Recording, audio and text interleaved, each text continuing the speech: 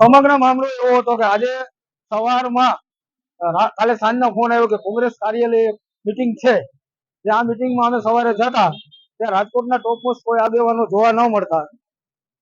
પ્રદેશના નેતાઓ, અમુક કોર્પોરેટરશ્રીઓ છે, કોંગ્રેસી મૂળ કોંગ્રેસી છે, એ કોઈ જોવા ન મળતા.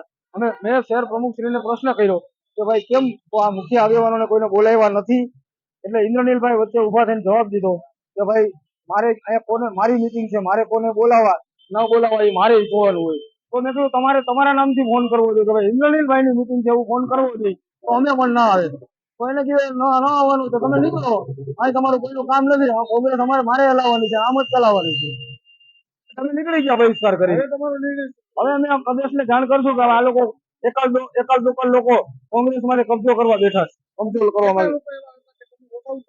મારી સાથે અમુક વોર્ડ પ્રમુખો હતા, અમુક પૂર્વ કોર્પોરેટર હતા, 71 વિધાનસભા લડેલા ઉમેદવારો હતા. અમે રાજકોટના ટોપ મોસ્ટ 15 આગેવાનો નીકળી ગયા છે, જે જુદી જુદા હોદ્દેદારો છે કોંગ્રેસના. તમને લાગે છે